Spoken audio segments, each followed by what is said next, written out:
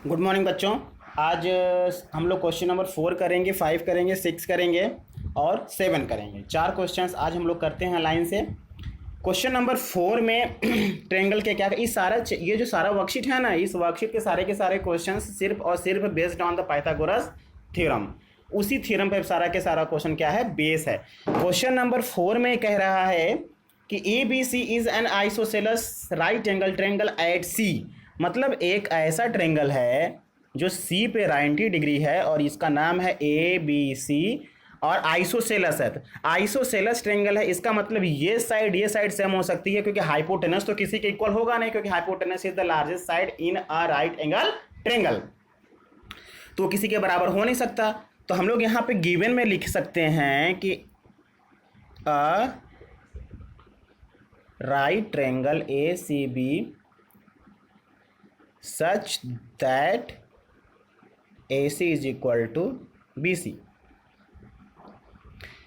अब इसके बाद हम लोग को टू प्रूफ, क्या प्रूफ करना है?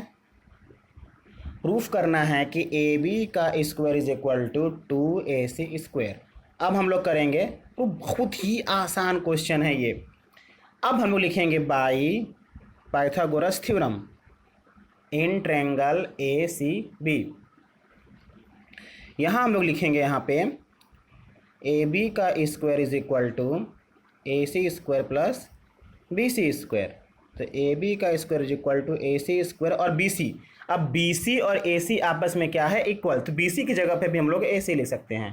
तो ये 2AC स्क्वायर, ये आपका प्रूफ हो गया। देखिए कितना सिंपल सा क्वेश्चन था, कुछ था ही नहीं उस क्वेश्चन में। अब यही क्वेश्चन आपका कन्वर्स करके क्वेश्चन नंबर 5 बना दिया है। अब देखिए क्वेश्चन नंबर 5 में क्या कह रहा है। क्वेश्चन नंबर 5 में भी कह रहा है कि एक आइसोसेलस ट्रायंगल है इस तरीके से। अब यहाँ पे 90 डिग्री नहीं है, वो आइसोसेलस ट्रायंगल इस तरीके से है कि AC और BC आपस में बराबर है। ये AC और ये BC आपस में क्या है, बराबर। तो यहाँ पे हम लोग जब गिवन लिखेंगे तो गिवन लिखेंगे a triangle ACB such that AC is equal to BC। अब टू प्रूव,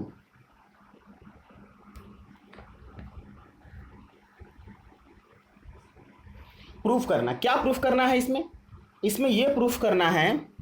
और देखिए और क्या लिखा हुआ है, इफ एक चीज और लिखा हुआ है इसमें ये लिखा हुआ है कि यहाँ पे A B square is equal to 2AC square भी है, ये भी गिवन में है। अब टू प्रूफ करना है कि ACB triangle ACB is a right triangle. कैसा ट्रायंगल है, राइट ट्रायंगल है। ट्रायंगल ACB कैसा ट्रायंगल है, राइट ट्रायंगल है। अब प्रूफ स्टार्ट करेंगे।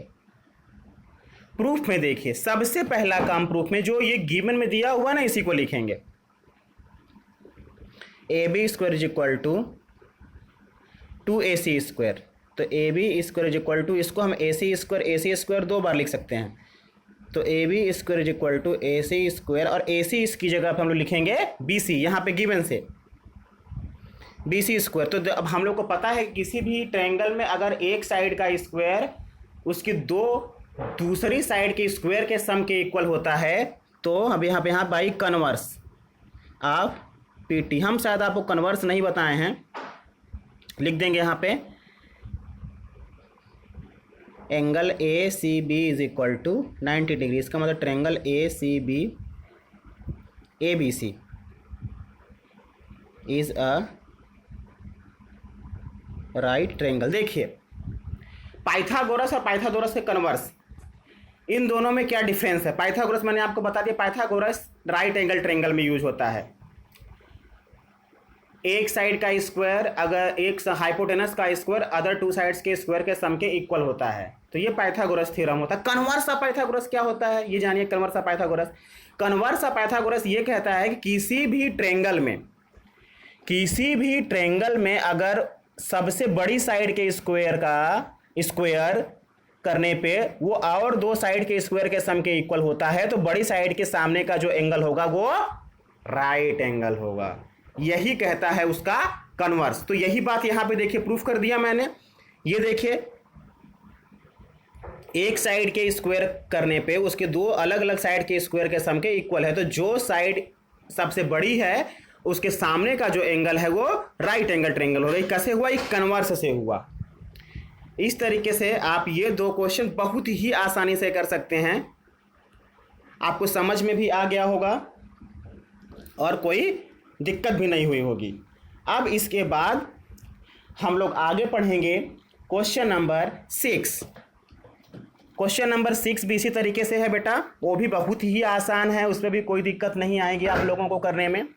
क्वेश्चन नंबर 6 बोला है, क्वेश्चन नंबर 6 में बोला है कि एक ट्रायंगल ए बी सी है, वो कैसा है? इक्विलेटरल ट्रायंगल है और उसकी साइड क्या है? 2a।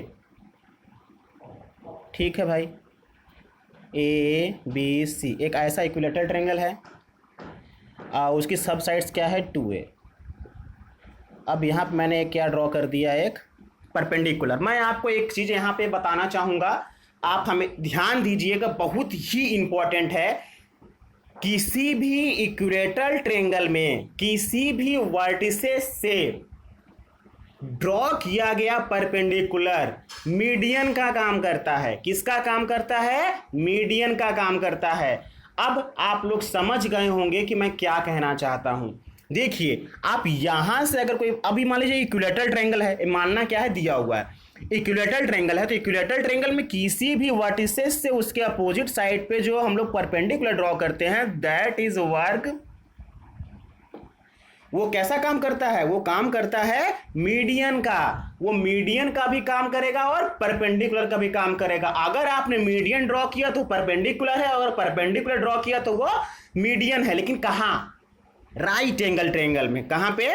राइट एंगल ट्रायंगल में। ये हमेशा ध्यान दीजिएगा। तो जब ये परपेंडिकुलर हो जाएगा तो इधर भी 90 डिग्री, इधर भी 90 डिग्री, और यहां से यहां तक की जो डिस्टेंस होगी वो ओ ए, और यहां की भी जो डिस्टेंस होगी वो ए हो जाएगी। पूछ क्या रहा है? Find each of its altitude. Altitude पूछ रहा है। ये ए बी सी इसे कर लिया मैं डी, यहाँ पे क्या है? ये D.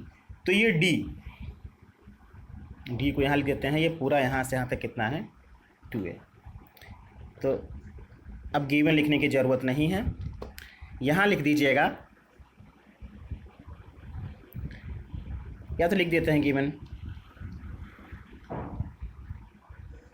N equilateral triangle A B C C A, सब कितना है? 2a।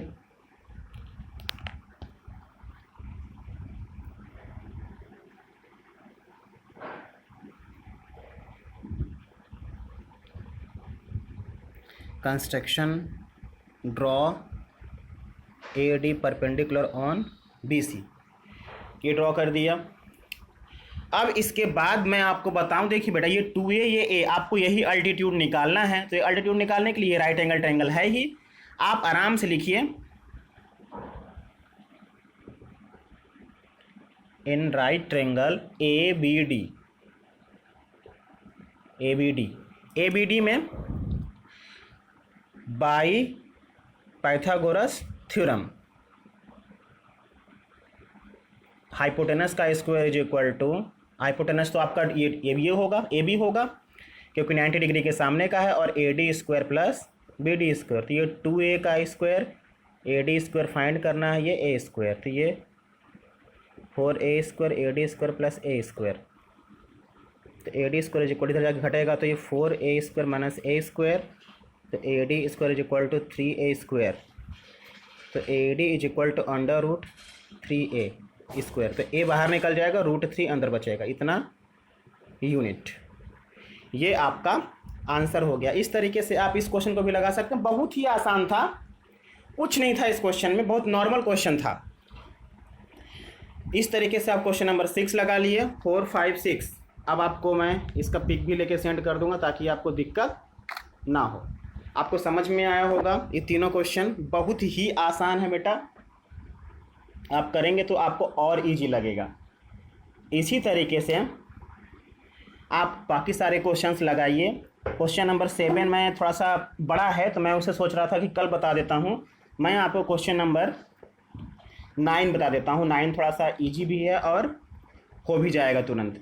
तो क्वेश्चन नंबर 9 देखिए क्या बोल रहा है। A ladder 10 metre long reaches a window 8 metre above the ground level. एक मान लीजिए यहाँ पर विंडो है और ये क्या है आपका? एक लैडर।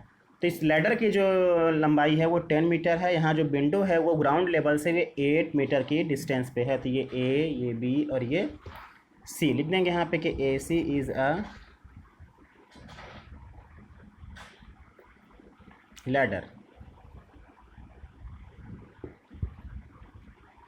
अब यहाँ पे लिखा find the distance of the foot of the ladder from the wall. Ladder के फुट का डिस्टेंस यहाँ से यहाँ तक निकालना है। तो लिखेंगे हम लोग in right triangle A B C. बहुत आसान क्वेश्चन है, इसमें तो कुछ करना ही नहीं, पाइथागोरस का थ्योरम लगाना है, उसी से हो जाएगा।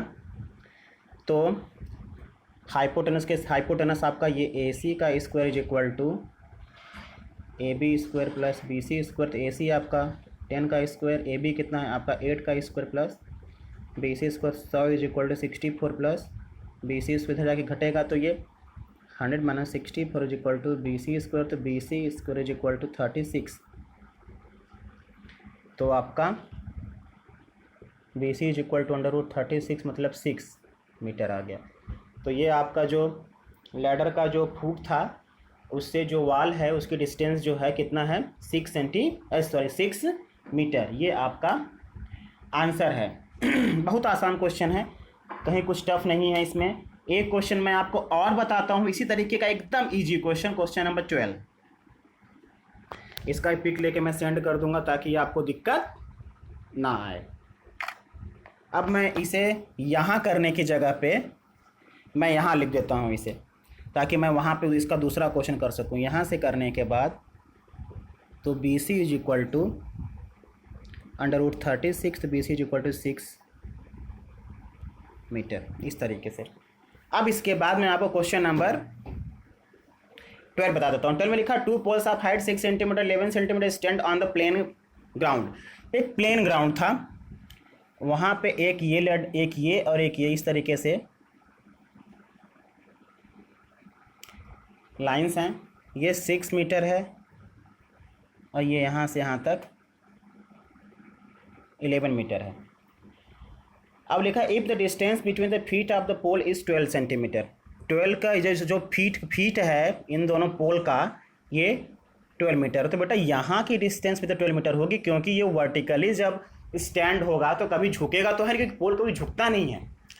तो पैरेलल होंगे तो इनके बीच की डिस्टेंस हमेशा क्या हो गया, ऑलवेज इक्वल होगी। तो इस तरीके से मैं बना दूंगा, ये रहा ए, ये रहा बी, ये रहा सी, ये रहा डी और ये रहा ई। तो हाँ लिखेंगे हम लोग A B and C D are 2 poles. अब हम लोग को निकालना क्या है, find distance between their tops. इनके टॉप का ये ए से लेकर डी की डिस्टेंस आपको निकालनी है। तो हम लोग लिखेंगे यहाँ पे B C is equal to A E is equal to 12 centimetre. B C और ए आपस में इक्वल है और 12 सेंटीमीटर है। तो हम लोग लगाएंगे राइट एंगल ट्रायंगल फार्मूला इसमें ए डी ई में। लिखेंगे in right angle A D E by Pythagoras theorem. तो ये ए डी का square is equal to A square plus D E square. A D का square is equal to A कितना है बेटा 12 का स्क्वायर और डी ई कितना है। अब बात आती है डी ई की। तो डी ई निकलेगा कैसे, तो बेटा ये जो डिस्टेंस है यहाँ से लेकर यहाँ तक ये 6 सेंटीमीटर, तो ये भी कितना है 6 सेंटीमीटर। और ये कितना हो जाएगा तब बताइए, ये 6 हो गया, ये पूरा के पूरा 11 है, तो ये हो जाएगा आपका 5 मीटर, क्योंकि मीटर में दिया हुआ है सारी की सारी चीज़ें यहाँ पे। आप समझ में आ गया होगा आपको। तो यहाँ पे हम लोग लिख देंगे